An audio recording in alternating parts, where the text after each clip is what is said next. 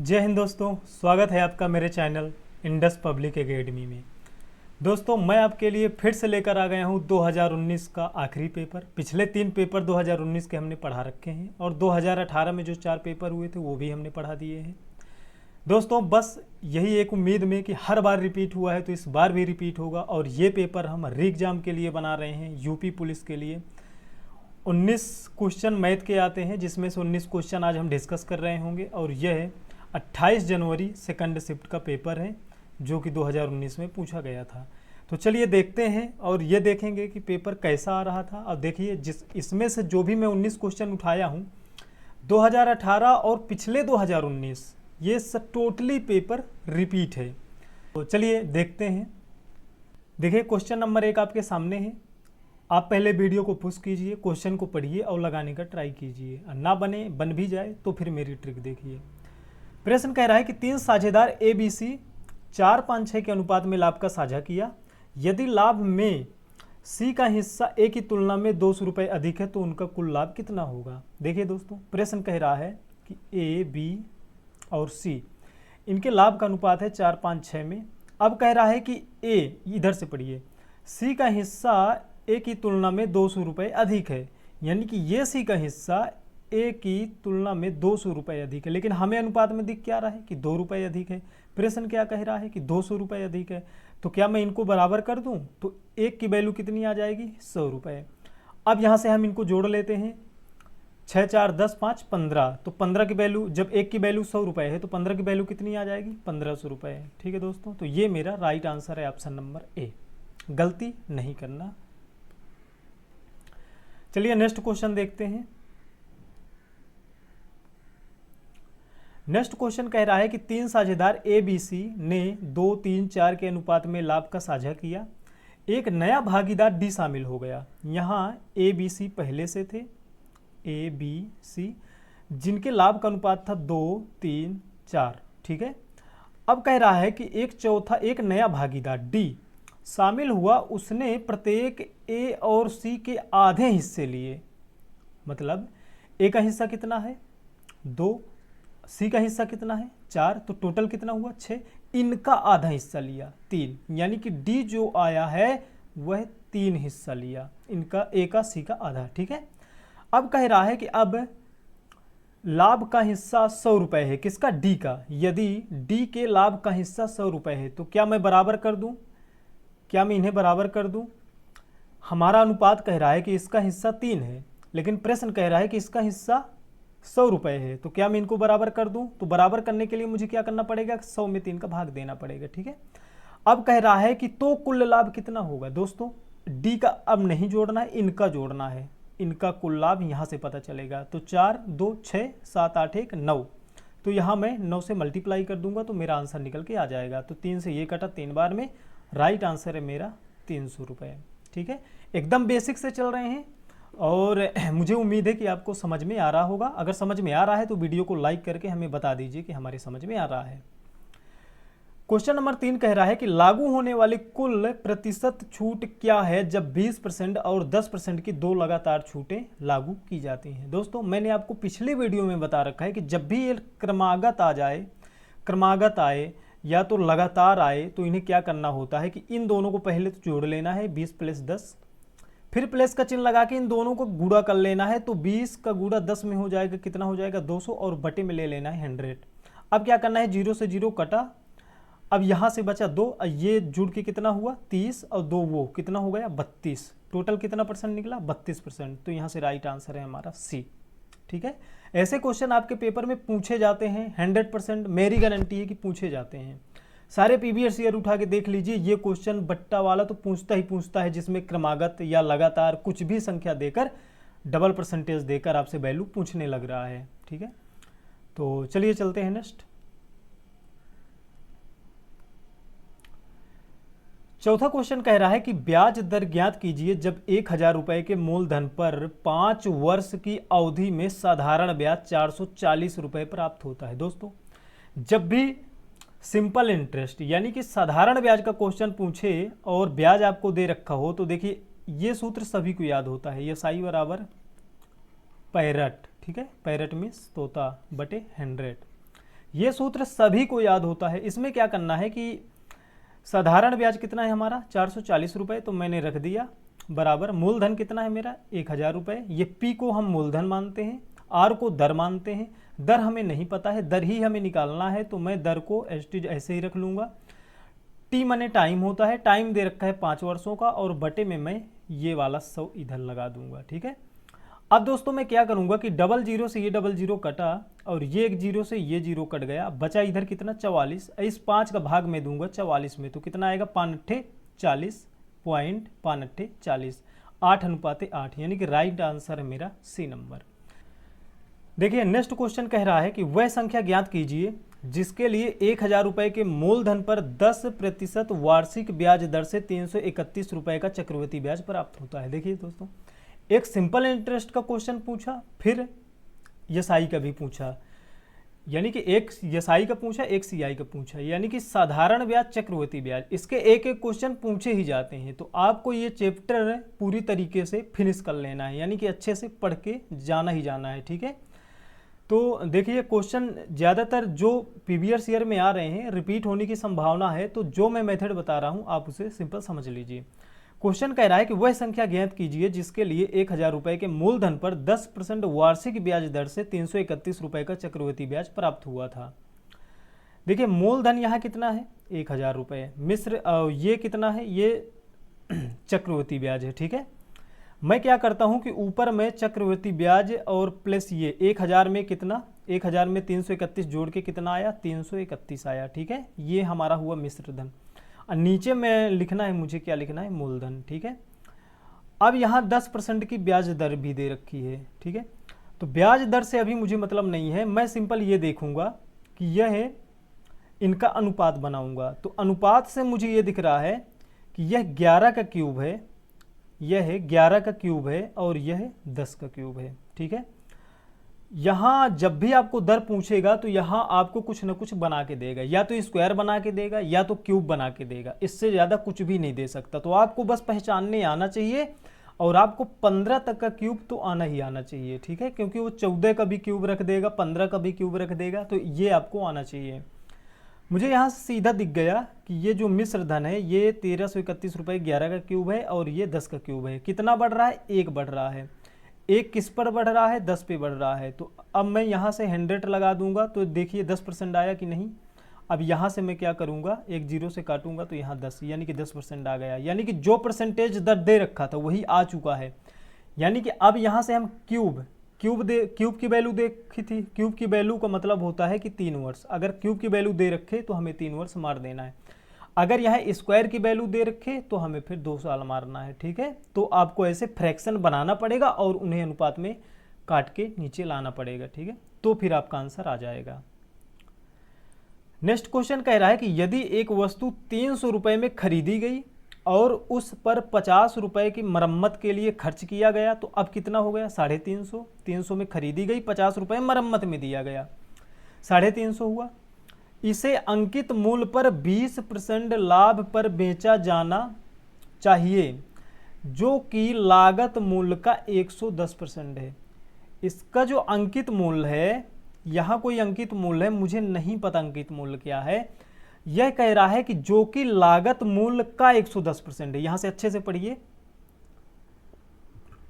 देखिए दोस्तों, जैसे 19 क्वेश्चन अगर पूछे जाते हैं हमारे पुलिस में, हमारे यूपी पुलिस में 19 क्वेश्चन पूछे जाते हैं, उन 19 में से देखेंगे कि 2 क्वेश्चन तो टफ रख देगा और 2 क्वेश्चन ऐसे रखेगा जिसमें लैंग्वेज इतनी इधर उधर इतनी खराब लैंग्वेज दे देगा कि लड़के लोग समझ ही नहीं पाएंगे।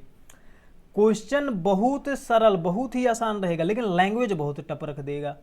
तो आपको बस लैंग्वेज ही पकड़ना है, और ये जो क्वेश्चन ये लैंग्वेज को ही लेकर है, जो कि लागत मूल्य का 110% है। क्या अंकित मूल्य, जो उसने अंकित मूल्य किया, यहाँ मैं अंकित मूल्य लिख रखा हूँ, ये जो अंकित मूल्य है लागत मूल्य से 110% अधिक है। 110% मतलब है। लागत मूल्य मेरा क्या है, लागत मूल्य मेरा ये है, मतलब लगने वाला मूल्य मुझे कितना लग चुका है। 300 रुपये यहाँ लगा था वस्तु को खरीदने में, 50 रुपये मरम्मत में, 350 लगा था, ये है मेरा लागत मूल्य। इसका 110% है तो मैं लिख दूंगा 110% है, परसेंटेज लगा है ना तो मैं नीचे 100 लगा दूंगा। गलती नहीं करना दोस्तों। अब क्या करना है, यहाँ से काटना है, 1 0 से 1 0 गया, ये इससे गया। 11 का पहाड़, अब 11 का गुणा हमें 35 में कर देना है, तो 11 पचे 55, हाथ में आई 5, 11 तिका 33, 5 38, यानी कि 385, ये मेरा अंकित मूल्य है। अब कह रहा है कि अंकित, अब यहां से पढ़िए, इसे अंकित मूल्य पर 20% लाभ पर बेचा जाना चाहिए। अंकित मूल्य पर 20% के लाभ पर बेचा जाना चाहिए, तो आवश्यक बिक्री मूल्य बताइए। तो फिर बिक्री मूल्य क्या हो जाएगा, इसे अंकित मूल्य से 20% के लाभ में बेचना है, तो ये है मेरा अंकित मूल्य। इसमें मुझे 20% चाहिए, तो मैं क्या कर दूंगा, 120 ऊपर और 100 नीचे। ठीक है, अब मैं इसको काट लूंगा, तो ये 1 0 से 1 0 गया, 6 5। ठीक है, अब मैं 5 से इसे काटने जाऊंगा, तो ये 5 7 35, 5 7 35, 77, यानी कि 77, और यहाँ गुना में 6 बचा हुआ है तो 6 लगा दूंगा, 6 चौको 6 7 42, कितना आ रहा है, 6 7 42, 4 6 7 42, 43 44 45 1 46, 662, ये मेरा राइट आंसर है। दोस्तों गलती नहीं करना, सिर्फ आपको लैंग्वेज पकड़ना है। अगर लैंग्वेज आपने पकड़ लिया तो फिर ये क्वेश्चन को आप आराम से फाइट कर जाएंगे। नेक्स्ट क्वेश्चन कह रहा है, देखिए ये क्वेश्चन जैसे कह रहा है ना वैसे ही रख देना है, इसमें कुछ ज़्यादा कुछ भी माइंड लगाने की ज़रूरत नहीं है। पहले मैं उतार लिया 750 को, 750 के आगे के का मतलब होता है गुणा, तो अब फिर उसके आगे 80, ये मैंने 80 लिख लिया। परसेंटेज का मतलब होता है बटे में 100, तो मैंने बटे में 100 लगा दिया। फिर इसके आगे है के का मतलब होता है गुणा, फिर जस्ट इसके आगे 120, तो मैंने 120 लिख लिया। परसेंटेज का मतलब होता है बटे में 100, बटे में 100 लगा लिया। फिर इसके आगे लिखा है के, तो मैंने फिर से के लिख लिया। फिर लिखा है 40, तो मैंने 40 लिख दिया। फिर 40 के आगे लिखा है परसेंटेज, यानी कि परसेंटेज का मतलब बटे में 100, तो मैं बटे में 100 लगा दिया। ज्ञात कीजिए, बस काट कूट देना है, आंसर आ जाएगा। देखिए कैसे कट रहा है, 1 0 से ये गया, 1 0 से फिर से ये चला गया, और ये 00 से ये दोनों जीरो कट गए। ठीक है, अब देखिए 25 से काटिए, तो 25 तियाँ 75 और 25 चौको 100। ठीक है, कोई दिक्कत। अब ये 4 से ये 8 कट जाएगा 2 बार में। अब इसे तुरंत गुणा कर दीजिए, 3 दूनी 6 गुड़े ये 12 का 12 बार 24 32 36 बार चौक 48, तो यहाँ रख दीजिए 48। अब इनका गुणा करिए, 6 7 42 6 48, हसिलाई 4 6 चौको 24 25 26 27 1 28, 288, कितना आंसर आया, 288, ये हमारा राइट आंसर है। ठीक है, चलिए चलते हैं नेक्स्ट क्वेश्चन में। दो संख्याओं का महत्तम समाप्तवर्तक लघुत्तम समाप्तवर्तक 2 और 72 है। दोस्तों मैंने आपको पिछली वीडियो में बता रखा है, जब भी एलसीएम दे रखा हो और एचसीएफ दे रखा हो, जब भी ये दोनों संख्याएं हमें दे रखी हो, तो इन्हीं का मल्टीपल ही वो दोनों संख्याओं का मल्टीपल होता है। मतलब किन्हीं दो संख्याओं का ही दे रखा होगा ना, ए बी कोई दो संख्या है, तो इन दो संख्याओं का एलसीएम दे रखा है, इन्हीं दो संख्याओं का एचसीएफ दे रखा है। अगर मैं इनके एलसीएम एचसीएफ का मल्टीप्लाई कर दूं तो जो आएगा और इन दोनों संख्याओं को मल्टीप्लाई करके जो आएगा वो बराबर रहेगा, सेम ही रहेगा। ये चीज़ आपको नहीं भूलना है। मैथ का मतलब ये नहीं होता है कि सूत्र रट ले, कुछ फार्मूले भी होते हैं जिन्हें माइंड में रखना होता है। जैसे हम पहाड़ा याद करते हैं 11 से 20 तक, तो हमें बना भी तो सकते हैं, हम गुना करके बना सकते हैं ना। अब जैसे कोई कह दे कि 12 अट्ठे कितना होता है, तो 12 अट्ठे गुणा भी कर सकता हूँ, लेकिन पहाड़ा याद करने की क्या ज़रूरत है कि जल्दी से जल्दी उन्हें सॉल्व करने में हमें मदद मिल सके। तो इसमें भी ये फार्मूला ही है, इसे हमें अगर याद रखेंगे तो जल्दी से जल्दी क्वेश्चन को सॉल्व करने में हमें थोड़ा आसानी मिल जाती है। तो अब मुझे यहाँ से पता चला कि वो जो संख्या है, तो अब मैं इनका गुना कर दूंगा तो कितना आएगा, 144। अब मुझे पता चल गया कि दो संख्याओं का प्रोडक्ट यानी कि उनका गुणनफल 144 है। बड़ी संख्या छोटी संख्या के दोगुने से 2 अधिक है, यानी कि एक यहाँ आएगी छोटी संख्या और एक आएगी यहाँ बड़ी संख्या। ठीक है, तो यहाँ जो छोटी संख्या आएगी मैं मान लेता हूँ कि उस संख्या आएगी x। अब कह रहा है कि छोटी संख्या के दोगुने से 2 अधिक है, कौन सी संख्या, बड़ी संख्या। इसका दोगुना का मतलब हुआ 2x, 2 अधिक है प्लस 2, ये वैल्यू मेरी बन रही है। अब मैं यहाँ इनको रखना चालू करूँगा, सबसे तब छोटी संख्या ज्ञात कीजिए, मुझे छोटी संख्या ज्ञात करना है। अगर मैं इसके बेसिक में जाऊंगा तो पक्का है कि 15-20 मिनट लगने वाला है, मुझे तो नहीं लगेगा, लेकिन आप लोग अगर बनाएंगे, पेपर में बनाने बैठ जाएंगे तो लग जाएंगे 15-20 मिनट। इससे अच्छा है कि हमारे पास 4 ही ऑप्शन है, हम चारों ऑप्शन को देख लेते हैं तुरंत। मैं यहाँ से 4 को उठाता हूँ, 4 को मैं यहाँ रखा तो यहाँ रखना पड़ेगा 4 दूनी 8 2 10 10। अब इनका मल्टीप्लाई करिए, 144 आ रहा है, 4 दहम 40, नहीं आ रहा है 144, तो भैया ये ऑप्शन नहीं हो सकता। 6 को उठाइए, मैंने यहाँ रख दिया 6। अब यहाँ 2 गुना करना है तो 6 दूनी 12 और 2 जोड़ देना है तो 6 दूनी 12 1 2 14 है, ठीक है। अब 14 का गुणा इसमें करिए 6 में, 14 पंचे 70, 14 संग 84 हो रहा है, नहीं जा रहा, यानी कि ये भी हमारा राइट आंसर नहीं होगा। अब 8 को रखिए, 8 8 दूनी 16, 17 1 18, क्या 144 हो रहा है? बिल्कुल हो रहा है, यानी कि राइट आंसर हमारा यही है। इन दोनों को जब गुणा करेंगे, मल्टीप्लाई करेंगे तो 140 आ जा रहा है, यानी कि यही संख्या है, ठीक है। नेक्स्ट कह रहा है कि यक्स के पास बैंक खाते में 90 रुपए हैं, शेष हैं 67 रुपए जमा करने और 70 रुपए निकालने के लिए। अगर मैं कक्षा चौथी, कक्षा दूसरी के लड़के की भी ले आऊँ ना, ये क्वेश्चन दे दूँ तो कल ले जाएगा वो। करना क्या है, सिर्फ जोड़ना है इनको, इसको जोड़ना है, इसमें 67 14 जोड़ दिया और 70 16 को घटाना है, तो चलो जोड़ दो, कितना हुआ 76.7 9 1 10 15, 157 आवा।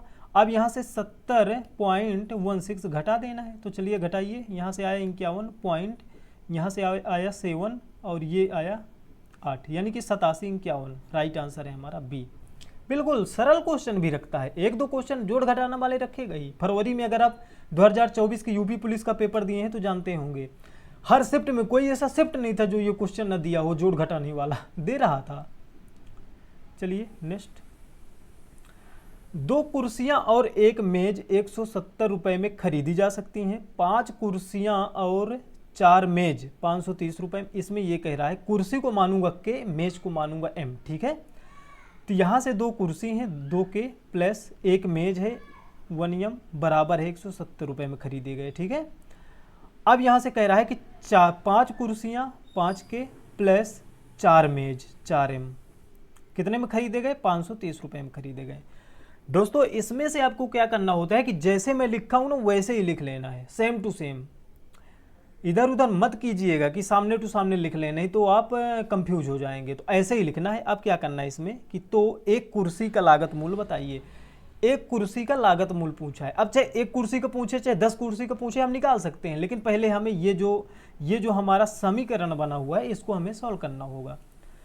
इसमें दोस्तों क्या करना है कि हमें देखना है, यहाँ से इनको हमें करना है बराबर, या तो आप के वाली संख्या को इन्हें बराबर कर दीजिए या तो आप सेकंड वाले को बराबर कर दीजिए। तो मुझे सेकंड वाला बराबर करना आसान लगता है। कैसे, मैं अगर यहाँ 4 का मल्टीप्लाई कर दूं, अगर मैं यहाँ 4 का गुणा कर दूं तो यहाँ 4m बन जाएगा।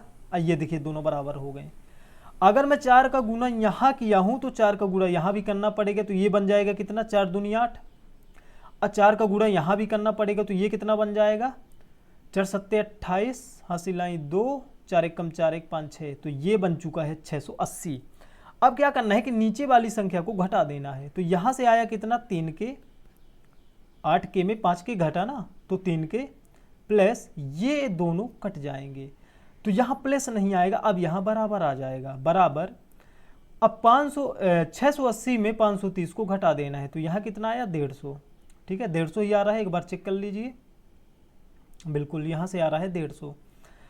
अब ये 3 जो है वो 3 चला जाएगा इसके भाग होने, इसे काटने चला जाएगा, तो यहाँ से के बराबर आया 50, के बराबर निकल के आ गया 50। दोस्तों एक कुर्सी की संख्या यहाँ आ चुकी है। अब वो पूछ रहा है, अगर यहाँ से 4 कुर्सी की वैल्यू पूछे तो 50 गुणा 4, 10 कुर्सी की वैल्यू पूछे 10 गुणा 50, लेकिन एक कुर्सी की वैल्यू पूछ रहा है तो 1 गुणे 50। तो राइट आंसर क्या है हमारा, ऑप्शन नंबर बी, ठीक है। तो ये समीकरण बनाना नहीं बोलना है आपको, इन दोनों में से किसी एक को बराबर करना है, बराबर करने के बाद एक संख्या को घटा देना है, ठीक है, तो आपका आंसर निकल के आ जाएगा।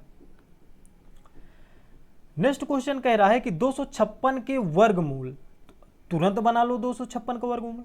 256 का वर्गमूल कितना होता है, 15 नहीं, 16 बिल्कुल। 256 का वर्गमूल होता है 16, और 16 के वर्गमूल के 16 का वर्गमूल कितना 4 के गुणनफल ज्ञात कीजिए और फिर परिणाम के वर्गमूल को ज्ञात कीजिए। पहले इनके गुणनफल 256 का वर्गमूल 16 और 16 का वर्गमूल 4, अब इनका गुणनफल करना है। ये प्रश्न बोल रहा है ना गुणनफल ज्ञात कीजिए, चलो कर दीजिए गुणा। 16 चौको 64। अब कह रहा है जो परिणाम प्राप्त हुआ, परिणाम है हमारा 64 के वर्गमूल की, फिर से इसका वर्गमूल करो। तो ये किसका वर्गमूल है 8 का, 8 8 64 होता है, तो 8 का वर्गमूल है, ज्ञात कीजिए। क्या है right answer, option number C. जो प्रश्न कह रहा है बस वही सोचना है हमें, वैसे ही करते चले जाना है। प्रश्न जो जो किया है मैंने वैसे ही सेम करते चला गया है, कुछ भी मैंने एक्स्ट्रा इसमें नहीं ऐड किया है। अब आप प्रश्न भी नहीं पढ़ पाएंगे तो कहां से काम चलेगा। क्वेश्चन नंबर 12 कह रहा है कि एक 5 अंकों की संख्या 24 7 x 8 44 से विभाजित किया जाता है तो x क्या होगा। देखिए दोस्तों ये संख्या दी गई है 2 4 7, यहाँ है x 8, इसे 44 से भाग दिया गया है। तो मैं क्या करूंगा कि मैं 44 यहाँ नीचे लिखूंगा, 44 नहीं लिखूंगा, 4 गुणे 11 ही लिखूंगा, इसे मैं तुरंत तोड़ लूंगा। अब मुझे पता है कि आखिरी का 8 जो है 4 से तो कट ही रहेगा। अब मुझे चेक करना है कि क्या ये 11 से कट रहे हैं। अगर मैं ये चेक कर लग गया कि 11 से कटने पर x की वैल्यू क्या आएगी, क्या रखने पर 11 से कट जा रहा है, तो मेरा राइट आंसर आ जाएगा। ठीक है, अब मुझे क्या करना है दोस्तों यहाँ कि 11 से कटने का एक बहुत अच्छा नियम होता है कि इनके विपरीत संख्या, जैसे 8 को उठाइए, 8 को 7 में जोड़िए, फिर 2 में जोड़िए, तो कितना आया 8 2 10 17, 17 बराबर, अब ये वाली संख्याएं उठाइए x और 4, तो यहाँ से कितना आया 4x।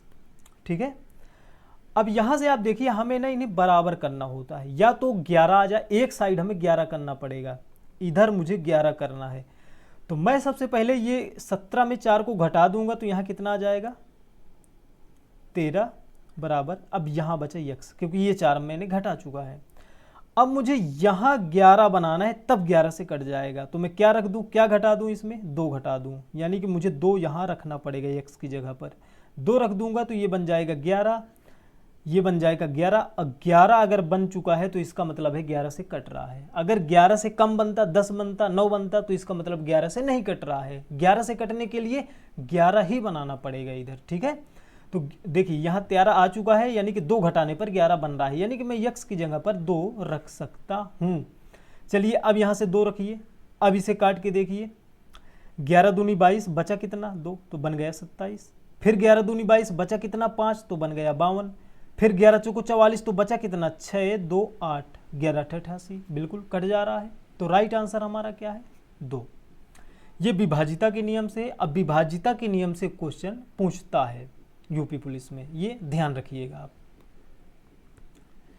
क्वेश्चन नंबर 13 कह रहा है कि 3 अंकों की एक संख्या ए बी सी है, जिसमें ए सैकड़े के स्थान पर, बी दहाई के स्थान पर, सी इकाई के स्थान पर इस संख्या को ए बी सी रूप में लिखा जाता है। तो 7 11 13 के एलसीएम से विभाजित किया गया तो परिणाम क्या आएगा दोस्तों।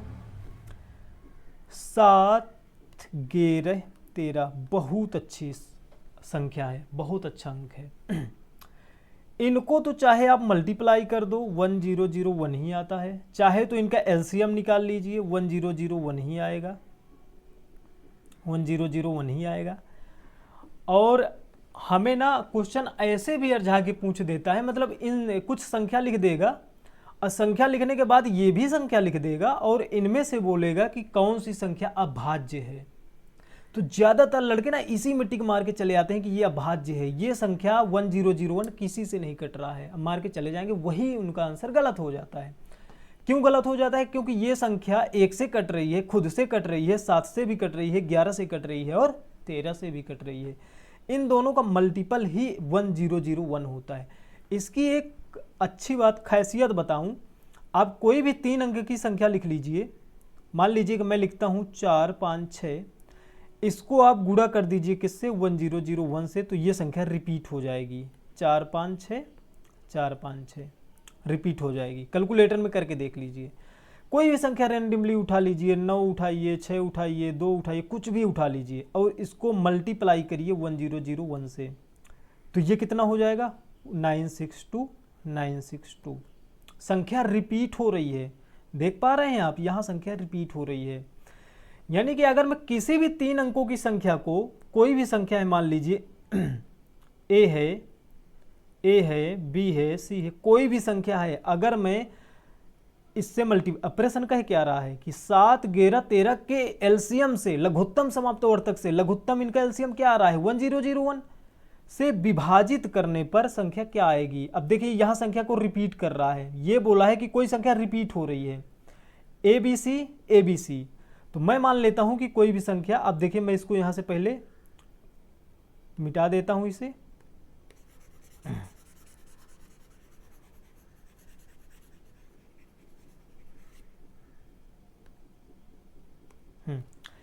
कोई भी संख्या आप ले लीजिए ABC और ABC, ठीक है, ये संख्या रिपीट हो रही है और इसी से इसे गुणा करना है, इसी से भाग देना है।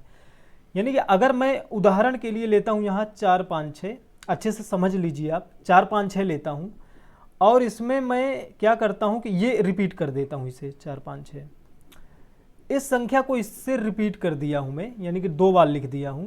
तो इसका मतलब क्या है कि मैंने 1001 से गुणा कर रखा है। अगर मैं इसी संख्या को भाग दे दूं 1001 से, तो एक संख्या कट के ये संख्या बच जाएगी। कोई भी संख्या आप ले लीजिए, 3 4 6 ले लीजिए, फिर 3 4 6 ले लीजिए, कैलकुलेटर में आप करके देख लीजिए, 1001 को भाग दीजिए, तो ये 3, ये जो रिपीट हो रहा है ना एक्स्ट्रा, ये कट जाएगा और ये संख्या बचेगा। कोई भी संख्या लीजिए, आप ले लीजिए 8 7 6 8 7 6 और 1001 से भाग दीजिए, तो एक संख्या कट के ये संख्या बचेगी। मेरा कहने का मतलब ये है कि ABC 2 बार रिपीटिंग संख्या को, अगर इनका एलसीएम कितना 1001 आ रहा है, अगर इससे हम भाग देंगे तो एक संख्या कट जाएगी ABC, यानी कि राइट आंसर है इसका ऑप्शन नंबर ए। इसमें ना तो कोई सूत्र है, ना तो कोई ट्रिक है, ना तो कोई इसका फार्मूला है। इसका फार्मूला एक ही है कि आपको नियम आने चाहिए। कौन सा नियम? जो नियम मैं बताया। 7 11 13 बहुत अच्छा अंक है, इसको नहीं भूलना है, आपको दिमाग में रखना ही है। कैसे दिमाग में रखना है? जैसे जोड़ घटाना, आपको गुणा भाग ये सब पता होता है ना, वैसे ही इसको भी दिमाग में रख लेना है। अगर किसी भी 3 संख्याओं को, कोई 3 संख्याएं हैं, अगर हम 1001 को गुणा करें तो वो संख्या रिपीट हो जाएगी। अगर हम किसी रिपीटिंग संख्या को 1001 से भाग दे दें तो वो संख्या जो रिपीट हुई थी वो सिंगल हो जाएगी। तो ये आपको ध्यान रखना है।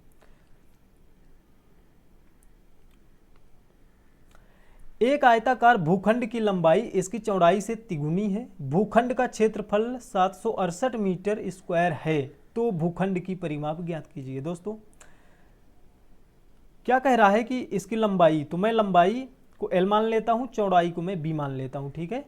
तो लंबाई इसकी चौड़ाई से तिगुना है, यानी कि अगर ये x है तो लंबाई 3x है, ठीक है। यहां तक तो बना लेंगे ना, यहां कोई दिक्कत नहीं है। अब कह रहा है कि क्षेत्रफल 768 है, तो क्षेत्रफल क्या होता है? इनका मल्टीप्लाई ही क्षेत्रफल होता है, यानी कि ये है 768। चलो इनको गुणा करिए, तो यहां से आया 3x² बराबर, और ये बन रहा है 768। अब यहाँ से मैं क्या करूँगा कि इसे मैं 3 से काटने जाऊँगा, तो x² बचा इधर, 3 दूनी 6, 1 3 5 15, 1 3 18, 256। अब आप बताइए 256 यहाँ लगा है स्क्वायर को हटाने के लिए मुझे क्या करेगा कि इसको मुझे वर्गमूल इसका लेना पड़ेगा, तो इसका स्क्वायर हट जाएगा।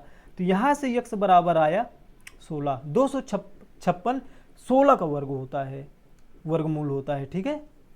तो यहाँ से x बराबर आया 16।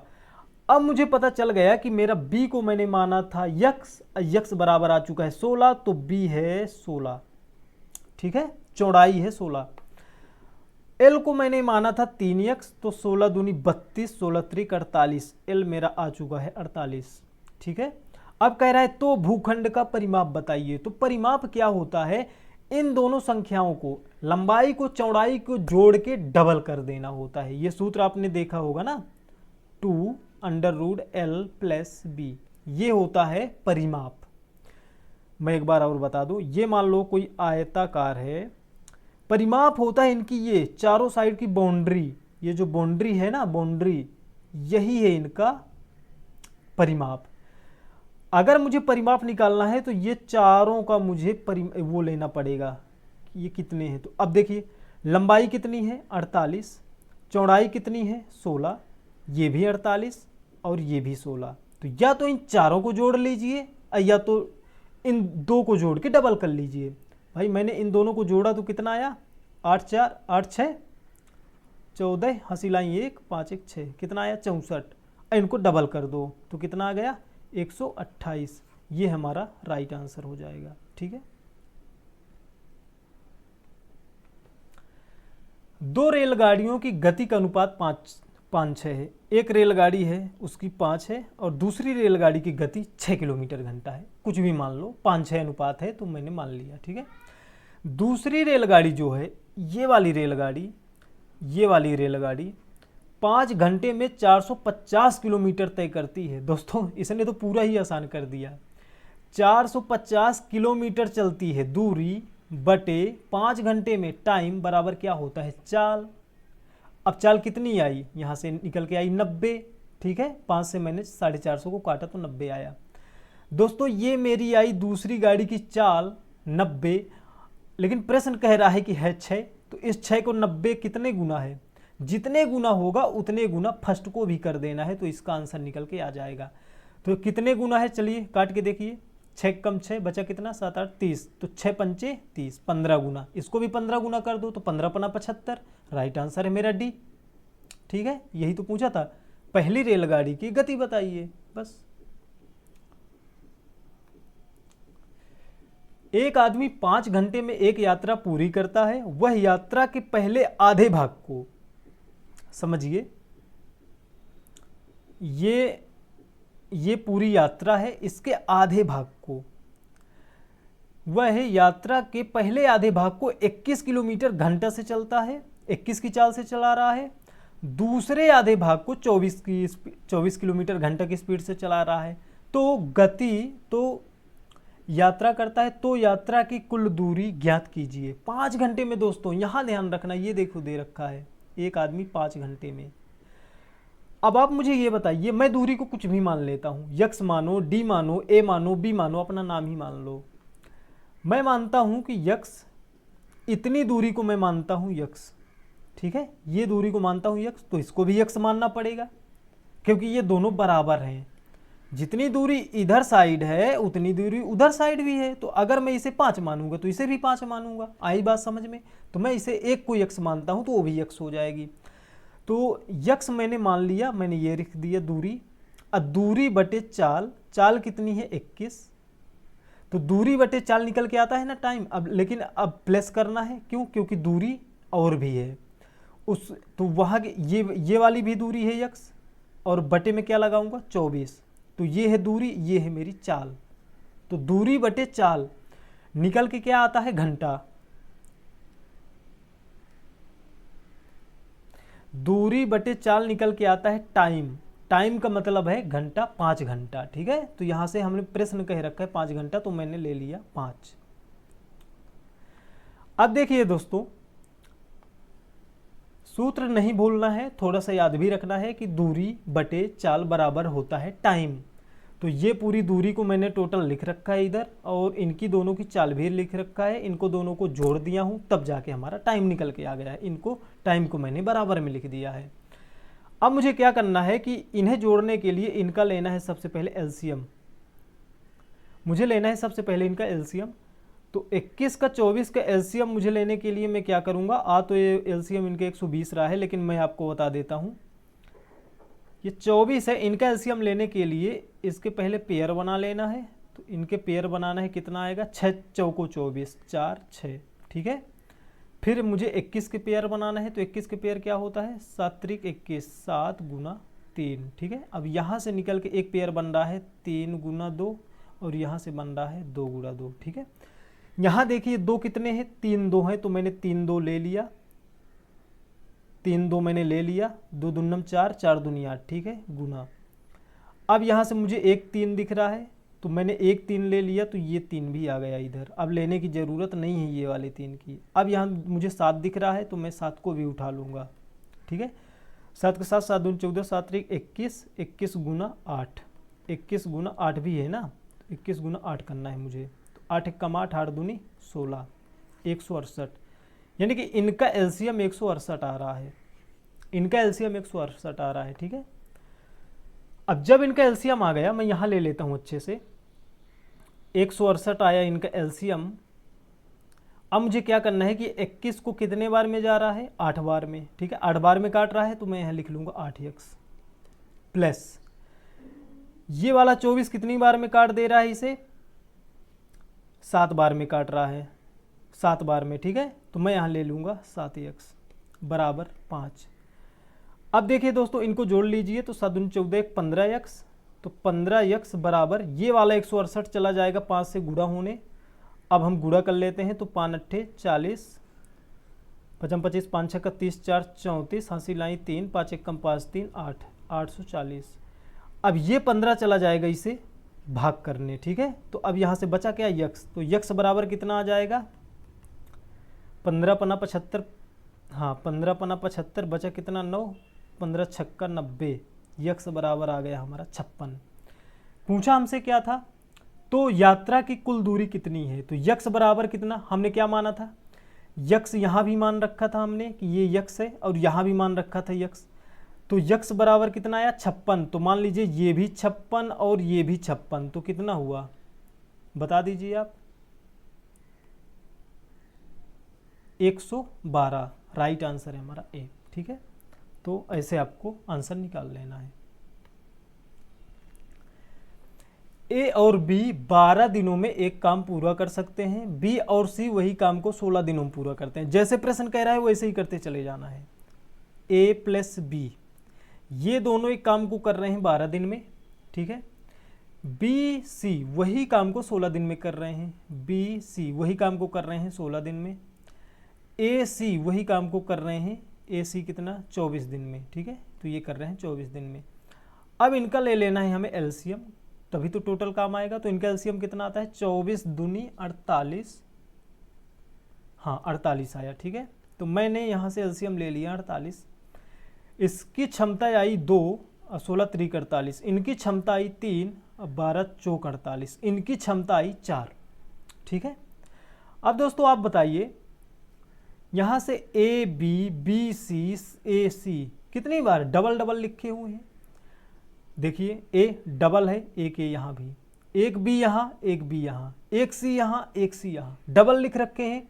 तो मैं यहाँ या तो ऐसे लिख दूँ 2a बी सी बराबर, इनकी क्षमता कितनी है 4, 5 6 7 8 1 9, टोटल है 9। तो अब मुझे इस 2 से इसे काटना पड़ेगा, तो यहाँ से आ जाएगा कितना निकल के 4.5, वो तीनों मिलकर उस काम को कितने दिनों में करेंगे। तो इन तीनों की क्षमता टोटल आ चुकी है 4.5, टोटल काम है 48, टोटल काम है 48 और इनकी क्षमता है कितनी 4.5। पॉइंट हटाने के लिए मैं लगा दूंगा यहाँ 0। अब 45 को मुझे 480 में काट देना है, तो मेरा राइट आंसर निकल के आ जाएगा। तो पहले मैं 5 से काटता हूँ, तो 5 अट्ठे 40, 5 9 45,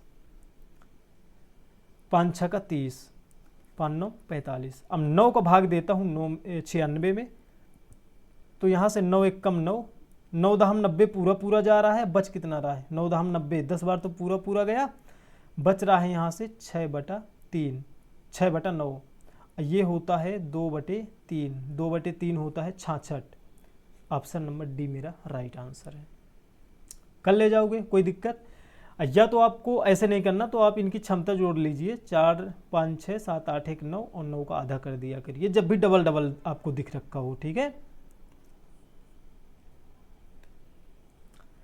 नेक्स्ट क्वेश्चन है, एक खुदरा विक्रेता ने 10 रुपए की दर से 7 वस्तुएं, ये भी थोड़ा टफ क्वेश्चन है, एग्जामिनर के हिसाब से, हमारे हिसाब से टफ नहीं है।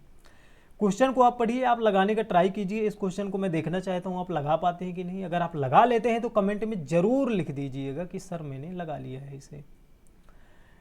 एक खुदरा विक्रेता है जो कि 10 रुपए की दर से, मैं यहाँ लिखूंगा 10 रुपए, यहाँ मैं लिखूंगा रुपया, ठीक है। और यहाँ मैं लिखूँगा वस्तुएं, ठीक है। तो 10 रुपये की दर से 7 वस्तुएं खरीदता है, 11 रुपये की दर से 9 वस्तुएं खरीदता है, 15 रुपये की दर से 14 वस्तुएं खरीदता है। हमें क्या करना है दोस्तों कि जो 10 रुपये की दर से 7 वस्तुएं खरीदा है ना, तो इसका मतलब क्या है कि 10 रुपये की 7 वस्तुएं खरीद रहा है, तो कितनी वस्तु कितने रुपए की हो जाएंगी? 70 रुपये की, 10 गुना 70, ठीक है। अब 11 रुपये में 9 वस्तु खरीद रहा है 11 की दर से, यानी कि 11 11 11 9 बार, ठीक है। तो इसको भी गुना कर दो तो कितना आ जाएगा? 99। इसको भी गुणा करो, 15 चौको 60, हंसी लाई 6, 15 कम 15 6 21 210। अब इनको टोटल जोड़ लेते हैं तो कितना आया? 9 और 8 को 16 1 17, हंसी लाई 1 3 379। अब कह रहा है, अब इधर से पढ़िए, औसत क्रय मूल्य पर 20% का लाभ होना चाहिए, तब प्रति वस्तु कितने में बेचना चाहिए था। खरीद के लाया है 379 में, अब उसे 20% का लाभ चाहिए, यानी कि 120, 100 में 120 चाहिए। तो मैं अगर टोटल इसे पूरा 100 मान लेता हूं, इसलिए मैं यहाँ 20 लिखा हूं। क्यों 20 लिखा हूं? 100 से बढ़ा के, क्योंकि 100 में क्रय मूल्य को मान लेता हूं, तो 20 से बढ़ा के लिख लेता हूं। या तो आपको नहीं समझ में आ रहा तो ऐसे करिए, 379 है, 20% की फ्रैक्शन बनाइए। फ्रैक्शन कितनी होती है? 1/5, ठीक है। 1/5 का मतलब ये है कि मुझे 5 में 1 का लाभ चाहिए, तो मैं यहाँ लिख दूंगा 6/5। अब इसे काट लीजिए, पॉइंट में आ रहा है, यानी कि पहले इसे गुना करिए फिर काटिए, ठीक है। अब मैं इसे गुणा करने जाऊंगा तो देखिए, न पढ़ा पता न छक्का 54, यहाँ से आया 4 7 42, 42 5 47, 4 12 छत्री का 18 19 20 21 22, तो यहाँ से आया कितना? 2274/5। अब काटिए इसे, 5 चौको 20, बचा कितना? 2, फिर 5 25, बचा कितना? 2, फिर 5 चौको 20,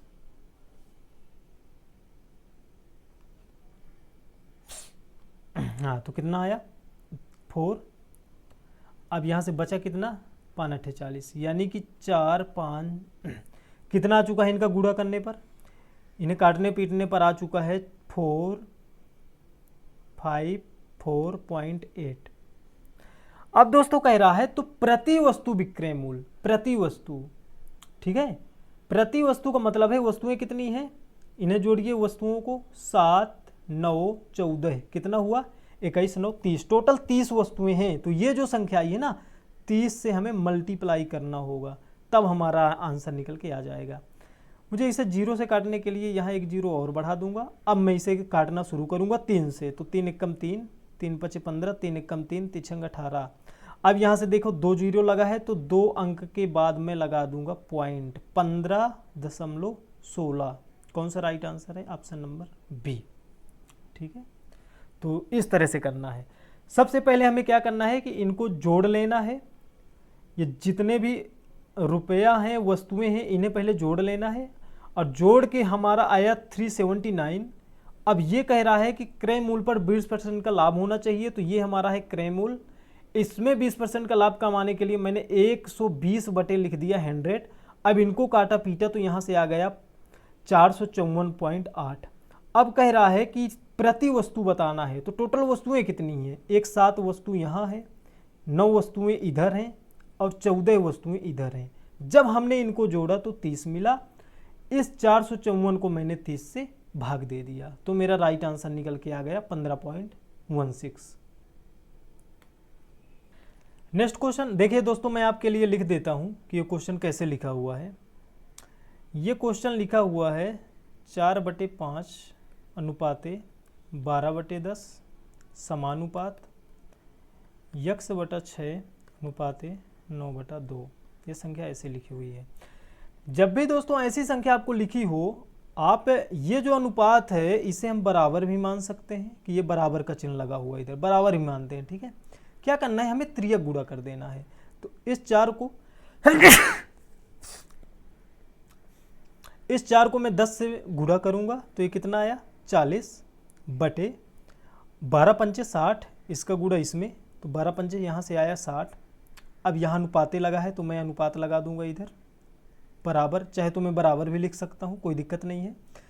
ये टू आ जाएगा इससे गुणा होने यक्स से, तो यहाँ से आया 2x बटे 9 बना 45 छक्का 54, तो यहाँ से आया 54। ठीक है, फिर से देखिए वही वैल्यू बन गई, बीच में बराबर लगा है तो फिर से मल्टीप्लाई कर दीजिए 40, तो यहाँ से देखिए 40 गुना 54 करना है और बटे में करना है ये 60 को 2x से मल्टीप्लाई, तो यहाँ से आ जाएगा कितना 120x। ठीक है, अब क्या करना है दोस्तों, 0 से 0 काट दो, ये 4 से ये 12 3 बार में कटा और ये 3 कितनी बार में, 3 एक कम 3 और 3 से 21 3 8 24 18 बार में, तो यक्स की वैल्यू कितनी निकल के आ गई 18, तो राइट आंसर है ऑप्शन नंबर डी। उम्मीद है दोस्तों आपको समझ में आया होगा और आज के वीडियो समाप्त हो चुका है। आज का वीडियो हम यही ख़त्म करते हैं और नेक्स्ट वीडियो जो हमारा आ रहा है 2024 फरवरी का पूछा गया पेपर, जो 17 फरवरी 2024 में अभी पेपर हुआ था, वो पेपर हम लेकर आ रहे हैं कल। ठीक है, तो हमारे चैनल को सब्सक्राइब कर लें और जय हिंद।